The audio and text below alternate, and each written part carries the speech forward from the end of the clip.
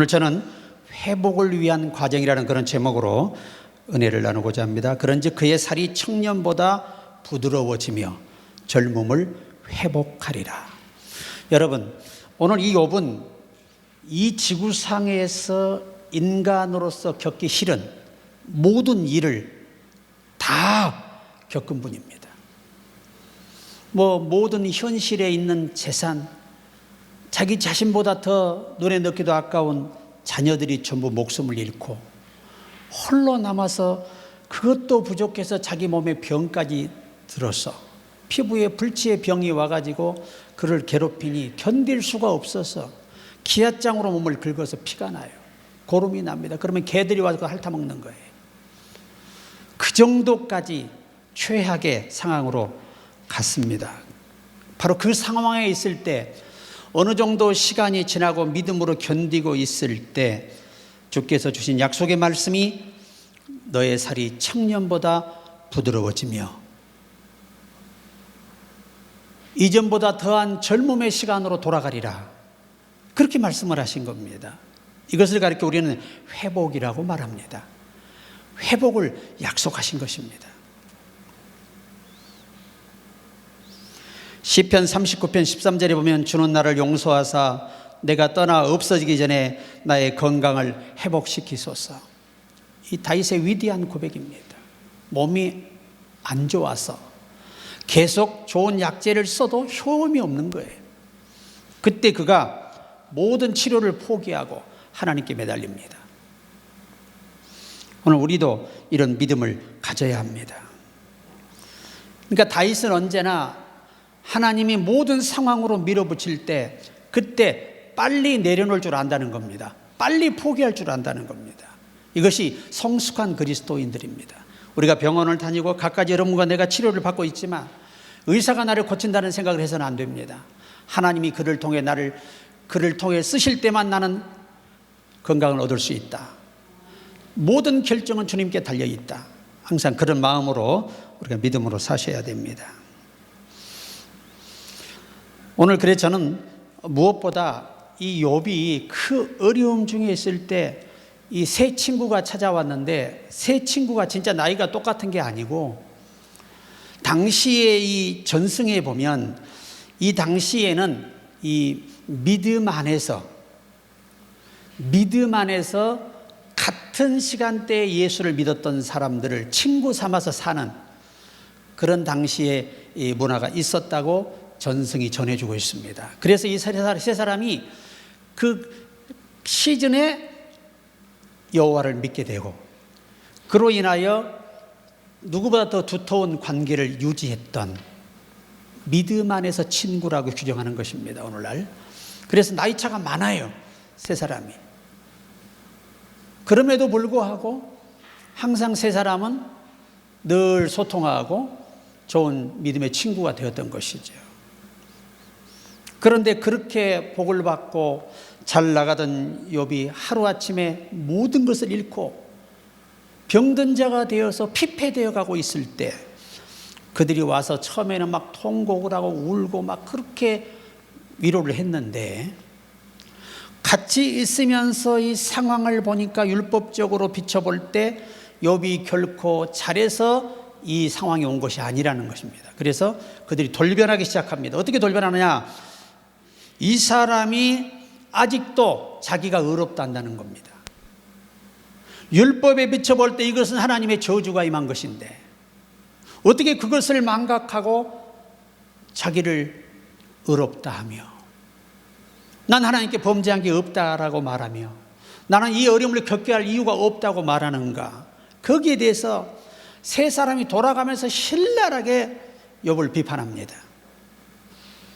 견디다 못해 그가 욥기 23장 10절에 나의 가는 길을 오직 그가 하시나니 나를 단련하신 후에는 내가 정금같이 나오리라. 지금 나는 죄를 범해서 저주받아서 이 상황을 맞이한 게 아니라 하나님이 나를 지금 단련하시는 중이다. 나를 갖추시기 위해서 더 성숙한 사람으로 나를 다시 나오게 하기 위해서 이 과정을 주신 것이라고 그런 견고한 믿음으로 고백을 합니다. 우리가 어떠한 일을 겪든 간에 이것이 하나님이 나를 변화시키고 나를 성숙하게 만들어 하나님이 원하는 수준의 복을 주시기 위한 영육의 하나님의 다루심임을 잊지 마시기를 바랍니다. 그래서 결국 이 하나님과의 징계는 파괴가 아니라 회복을 위해서 주시는 거예요. 이 징계라는 말이 원문에서는 교육이라는 말입니다. 적응력을 키우다, 단련을 시키다, 그런 뜻입니다.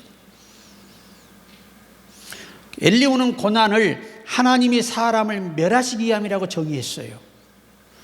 하나님이 너를 멸하시고 영원히 버리기 위해서 이 고난을 준 것이라고 계속 공격을 합니다. 그런데 오늘 본문은 젊음을 회복하리라. 너는 반드시 이전보다 더하게 회복하리라. 그렇게 축복하고 있습니다.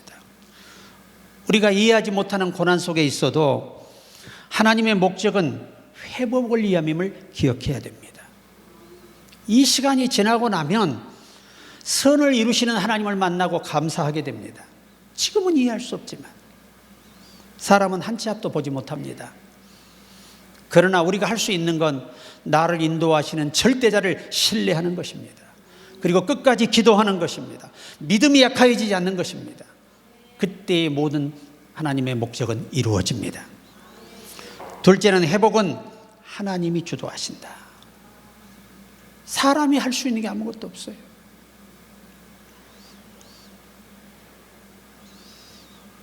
이 부드러워지며 회복하시는 것. 인간은 늙어가지만 하나님은 모든 것을 새롭게 할 수 있는 분이에요. 우리 스스로를 고칠 수 없다고 느끼는 성도들에게 주는 위로의 메시지가 회복입니다. 너는 반드시 회복하리라. 당시에 여러분 의학으로 욥이 나을 수 있는 길이 없어요. 그런 의학도 없었고 병원도 없습니다. 오직 하나님이 허락된 자만 치료받을 수 있고 회복될 수 있는 세상, 바로 그 당시의 상황입니다. 그래서 우리가 알 것은 회복의 주체는 내가 아니라 하나님임을 잊지 말아야 됩니다. 우리가 행복과 축복의 차이가 이 단어 속에서 굉장한 차이를 둡니다. 이 행복이라는 뜻을 영어에서는 해피니스라고 합니다. 이게 어원에서는 우연히 일어나다라는 뜻입니다. 이 말은 해픈이라는 이 뜻에서 파생이 됐습니다. 생각지도 못한 일이 잘 풀릴 때 우리는 행복을 느낀다는 겁니다. 이걸 해피니스라고 합니다. 그런데 이 복이라는 말, 축복이라는 말은 영어로 블레싱이라고 합니다. 이 말의 의미의 원뜻은 블리드라는 뜻에서 왔습니다. 그 블리드가 뭐냐?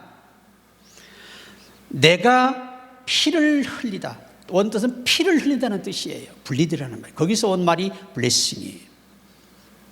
그럼 복이 뭐냐?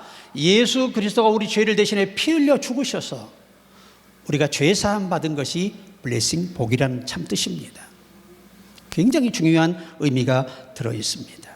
그리스도인들은 누리는 모든 축복이 주님이 십자가에 설리신 보혈 때문인 것을 잊지 말아야 하는 것입니다. 제가 아는 목사님 한 분이 12년을 재정적 고통을 겪었습니다. 매달 임대료 걱정하고 생활비 걱정하고 자녀 교육비 걱정하고 살았습니다. 그런데 이 10년 차까지 고난이 왔는데 그 10년 차가 지나서 11년 차부터 사모님과 함께 결심한 게 있다고 합니다. 그게 세 가지입니다. 첫째가 뭐냐? 우리는 예수 그리스도 안에서 하나님이 준비한 모든 복을 누릴 수 있는 자격을 우리는 부여받았다.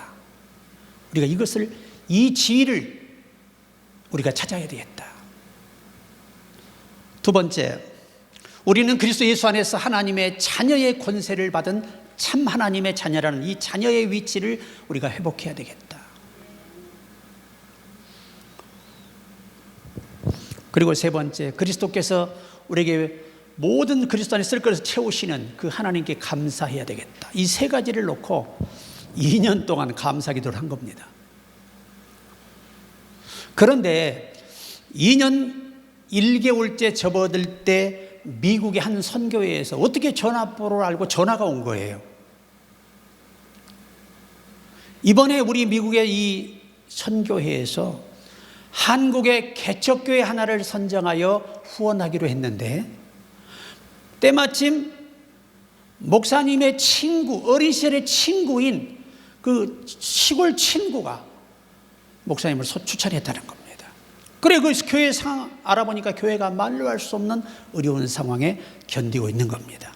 그래서 그들이 이 계좌번호를 입수하고 보낸 돈이 10억이라는 돈입니다. 그러니까 하루아침에 그냥 그 눈물, 아픔, 고통이 싹 씻어 내려가고 해결이 된 것입니다. 우리는 그리스도 때문에 그 복을 누리는 것입니다. 그것을 블레싱이라고 합니다.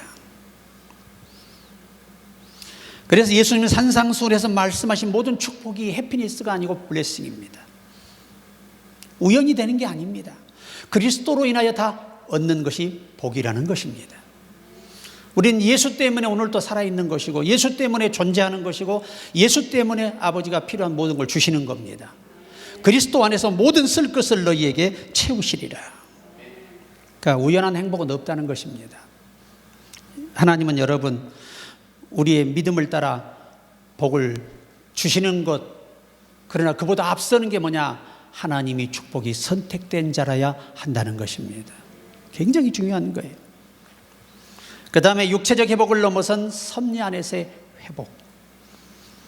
살과 젊음은 단순히 피부나 나이가 아니라 상처 입은 마음, 지친 마음, 굳어버린 신앙의 감각을 포함하고 있습니다.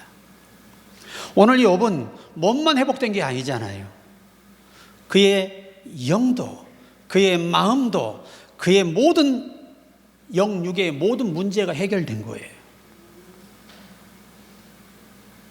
오늘 저와 여러분, 그래서 영계에 들어갔던 사도 요한이 주께 들은 것이 뭡니까? 사랑하는 자여, 내 영혼이 잘됨같이 내가 범사에 잘되고 간건하기를 내가 간구하노라. 하나님은 이미 그리스도가 이루어 놓으셨기 때문에 이제 너희는 영육의 모든 걸 다 받을 수 있는 자격이 있다는 겁니다. 여러분이 자기 지위를 빨리 찾아야 돼요. 믿음으로 확고히 자연스럽게 찾아져야 하나님의 아들, 딸의 위치에 있는 복을 하나님이 주시는 것입니다. 아버지가 자식에게 주듯 주게 되어 있습니다. 그래서 우리가 하나님을 향한 신앙을 다시 회복하기 위해서는 하나님이 우리의 영육의 부드러움을 주셔야 합니다. 온유함을 말씀하는 거죠. 다음은 회개와 중보 이후에 열어주시기 위한 하나님의 은혜입니다. 오늘 욥이 티끌 가운데서 회개하나이다. 그 전에 욥은 친구들에게 말합니다. 내가 하나님의 보좌 앞에 간다면 내가 하나님 앞에서 따져보겠다. 내가 무엇을 잘못해서 이 어려움을 주시는지. 실제 우리가 욥기 1장을 보면 욥은 나를 참 경외하는 자며 악에서 떠난 자고 이와 같은 자가 없다고 말씀하셨는데, 그런 자에게 지구상에 가장 겪기 어려운 일들을 겪게 하셨습니다. 그런데 그가 이제 하나님의 축복의 눈앞에 오기 직전에 그가 뭐라고 고백하냐면, 귀로만 들었사옵더니 이제는 눈으로 주를 배옵나이다. 그가 영의 눈을 회복했음을 말씀하는 것입니다. 이것은 거듭났음을 의미하는 겁니다. 오늘 시편 이 욥기 23편 10절에서 욥은 하나님은 나를 새로운 생명으로 거듭나게 하시려고 이 과정을 준비했다라고 말하고 있습니다. 그 엄중한 고난을 줄 때는 얼마나 그가 강한 사람인가를 보여주는 거예요. 그 정도의 엄한 하나님의 징계가 없이는 그 사람은 돌이킬 수 없는 그런 정도가 되었다는 것을 의미하는 겁니다. 그리고 그는 말합니다. 눈으로 주를 배옵나이다. 눈을 열어보니, 영안이 열려보니 내가 티끌 가운데 회개하나이다. 이 당시 히브리어나 전승에 보면 티끌은 그의 사람이 해결할 수 없는 죄를 다룰 때 티끌로 묘사합니다. 인간에게는 인간의 스스로 해결할 수 없는 죄가 있다. 내가 이 죄를 회개합니다. 티끌은요, 왜 티끌 가지고 원죄를 다루느냐? 티끌은 불에 태워도 안 타요. 물로 씻고도 씻겨지지 않아요. 그래서 이 티끌을 사용합니다. 그래서 우리가 항상 성경을 보면은 죄를 깨닫고 회개하는 자에게 기회를 주심을 볼 수 있습니다. 즉시 우리는 잘못을 하나님께 뉘우쳐야 합니다. 또 하나는 잃어버린 시간도 하나님은 새롭게 하시는 분입니다. 젊음을 회복하리라. 새로운 시작, 건강한 젊음의 시간, 후회와 상실로 얼룩진 과거도 하나님 안에서는 의미를 회복할 수 있다는 겁니다. 이미 늦었다고 생각하는 성도에게 주는 희망, 젊음을 회복하리라.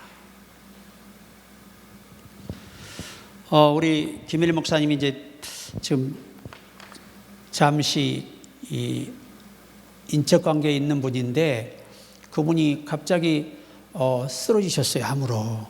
그래서 그 사모님의 요양보호사 자격증이 있어요. 그것 때문에 가서 케어해주러 부산에 가셨는데 그분이 이 교통사고를 당하고 차에서 화재가 났습니다.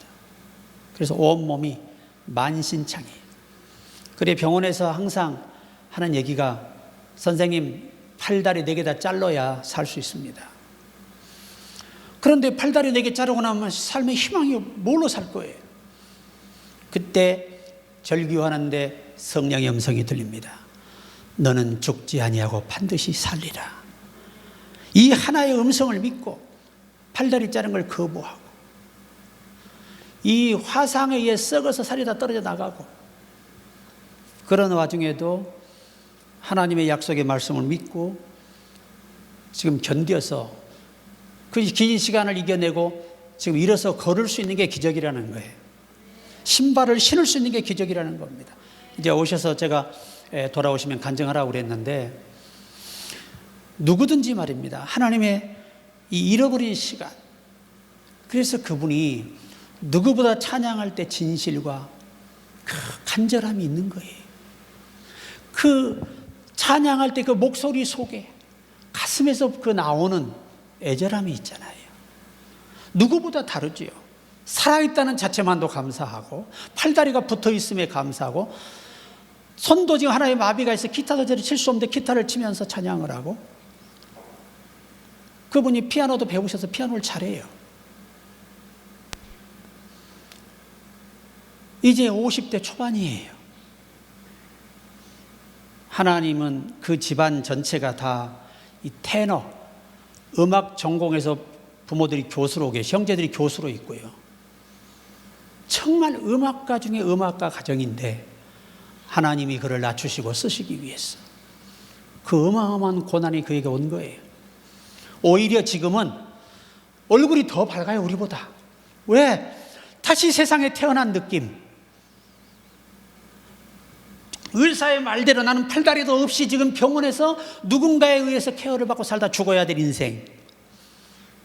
하나님의 음성이 들리자마자 그는 치유가 급속도로 빨라져서 오늘 다리는 절지만 걸을 수 있고 그 찬양하는 모습 속에 여러분 그 가슴에 우러나오는 그 지난날의 아픔이 다 묻어나오잖아요.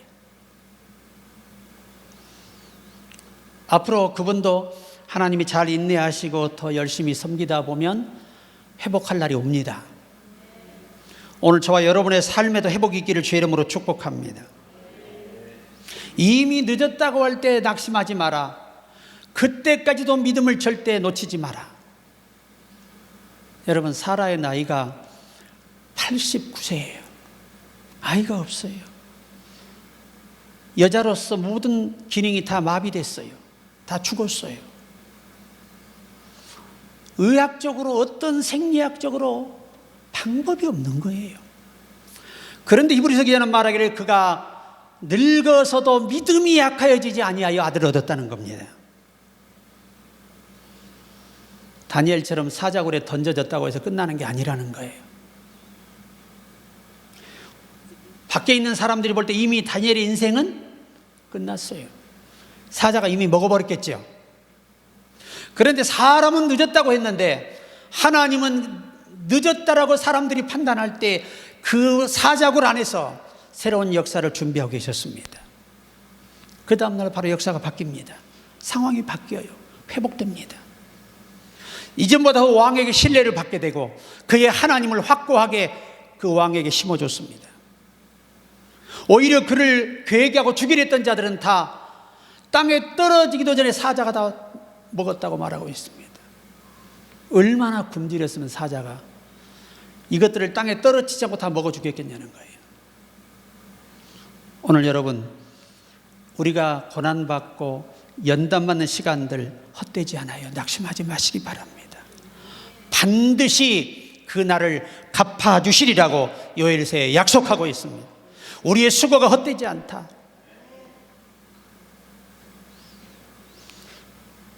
또 이 욥을 통해 주시는 메시지는 마지막 때를 살아가는 성도들에 대한 소망이기도 합니다. 세상은 점점 쇠퇴하지만 주 안에 있는 자는 날마다 새로워질 수 있기 때문입니다. 그래서 고린도후서 4장 16절에 겉사람은 후패하나 속사람은 날로 새롭도다라고 말씀하고 있습니다. 여러분, 우리의 인생은 우리의 겉은 늙어요. 하나님의 창조의 질서는 늙어가는 거예요. 항상 어디를 향해 가느냐? 공동묘지 향해 가는 거예요. 우리 육신은. 우리의 영혼은 하나님을 향해 가지만 우리 몸은 방법이 없어요. 그래서 토지 많아 무엇해 너 죽은 후에 삼척광종 네 장지 넉넉하오니 의복 많아 무엇해 너 떠나갈 때 수얀 벌 관한 게 족하지 않나. 우리 옛날 신학의 선배들은 이 찬양을 부르며 물욕을 이겨냈어요. 지금은 한 평도 안 줘요. 가로 세로 30cm, 40cm, 좀 돈 있으면 60cm. 그냥 태워서 함에 넣어서 안녕하면 끝이에요. 그렇게 우리의 몸이 헛됩니다. 여러분, 우리 육신은요, 이 돼지고기 삼겹살만 또 못해요. 돼지고기 삼겹살은 맛있기라도 하지 사람의 몸은 쓸모가 없어요. 그러나 하나님께 붙들릴 때 존귀한 자가 되고 우리는 거룩한 하나님의 일꾼이 되는 것입니다. 제가 아는 장로님이, 저도 집회 가서 알았습니다. 우리가 청송에 가면 그 함건수 목사님이라는 분이 지금 한 지 거의 교회가 50년 돼 가겠네요. 제가 그분을 알게 된 게 안동에 아곡교회라고 있어요. 그 교회가 제가 집회 갔을 때 90년 된 교회입니다. 이 교회는 권씨 집안이 다 장악해요. 그러니까 그 교회 어른 장로님이 권씨고, 하여튼 성이 권씨가 아니면 거의 대부분 며느리라든지, 그리고 전부 주보에 다 권씨예요. 권씨 세상입니다. 아곡교회가. 그리고 교회가, 그때 제가 CT에서 방송 설교할 때인데, 아니 지금 방송 스케줄 때문에 통화를 해야 되는데 핸드폰이 안 돼요. 왜? 산이 4개가 동네를 싸고 있어가지고 거기는 주일 낮 예배를 9시에 드립니다. 그리고 저녁 예배를 오후 2시에 드려요. 그렇지 않으면 깜깜해져서 아무것도 할 수 없어요. 그리고 핸드폰 하려면 한 산을 넘어와야 돼요.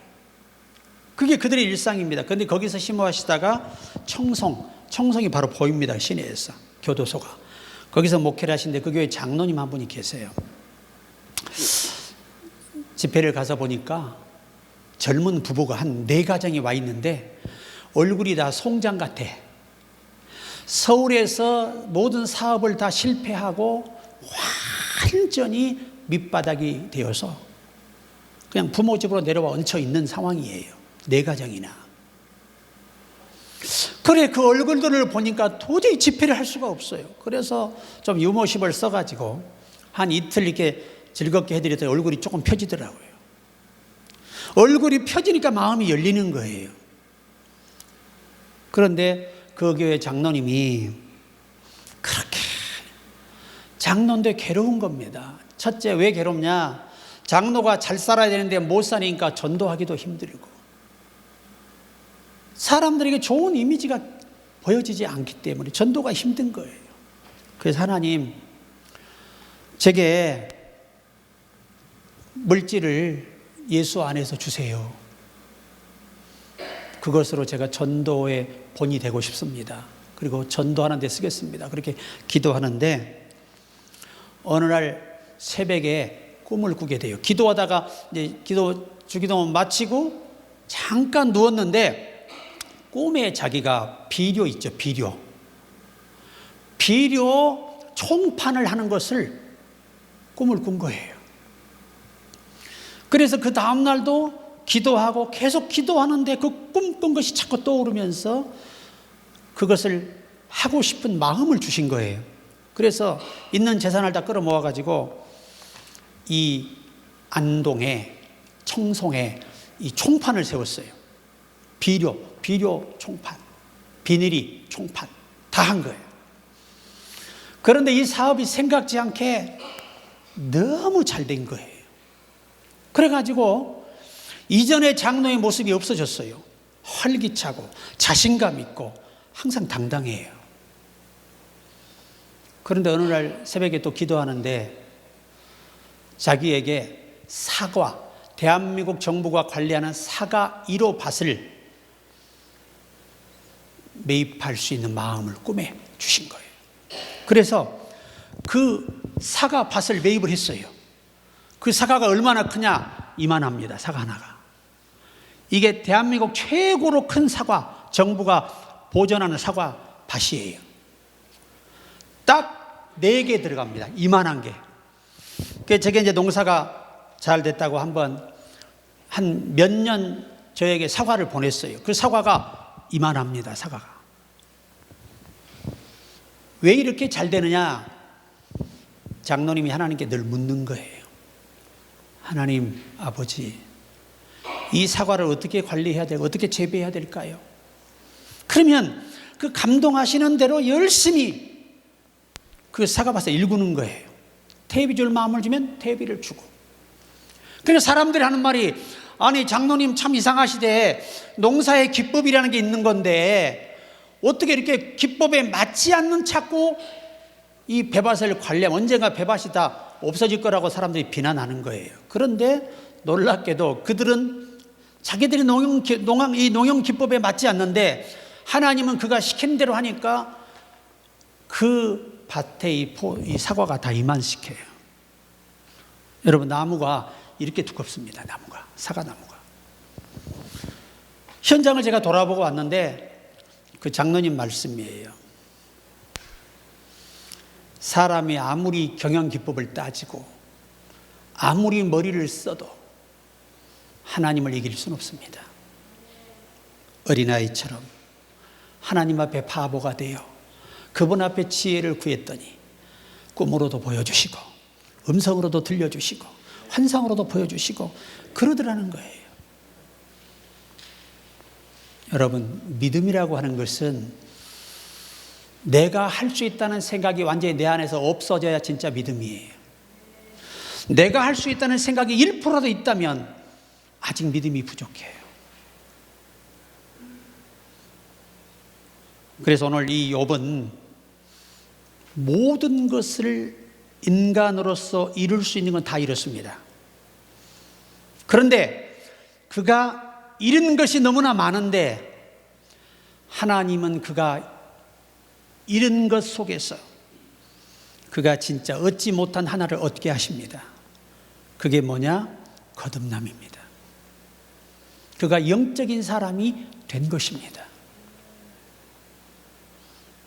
그리고 욥의 위대한 점이 뭐냐?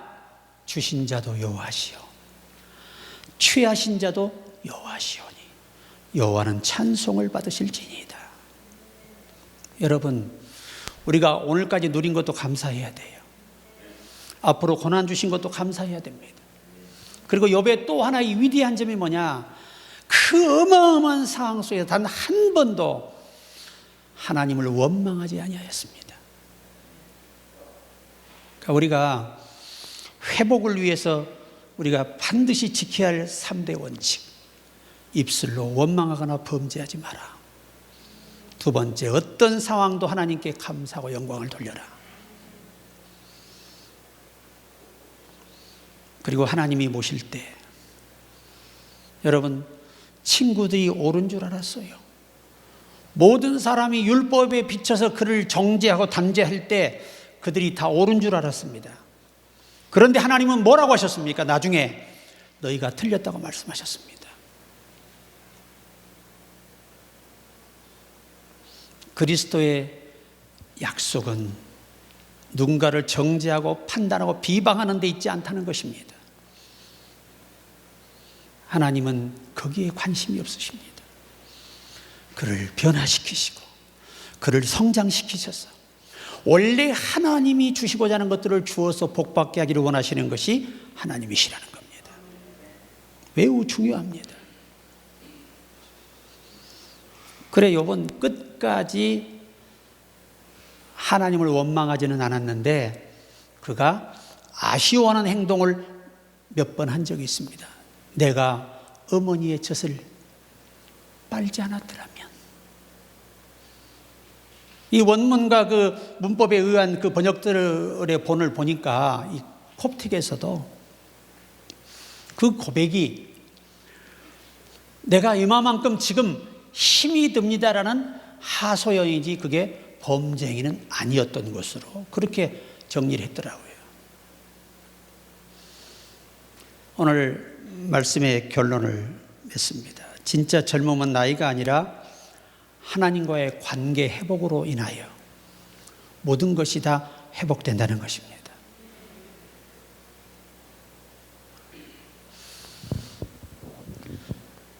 오늘 이 한 가지 간증으로 마치려고 합니다.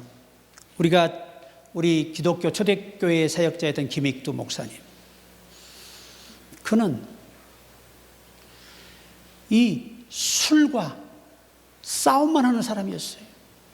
모든 사람에게 민폐를 끼치는 사람, 인생에 도움이 안 되는 사람이었어요. 이분이 목사가 됐습니다. 그런데 그 친구들이, 건달 후배들이, 이 깡패 후배들이 진짜 목사인지 시험해보고 싶은 거예요. 왜? 하루아침에 사람이 바뀌어버렸으니까.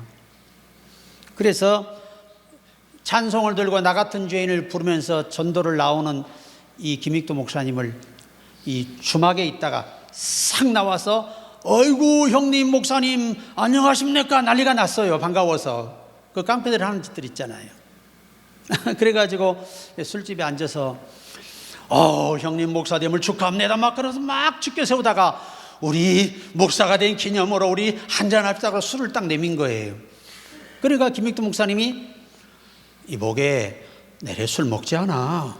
난 목사야. 예수 믿는 사람은 술 먹으면 안 돼. 그런 거예요. 그랬더니 그걸 내 얼굴에다 술을 부어버린 거예요.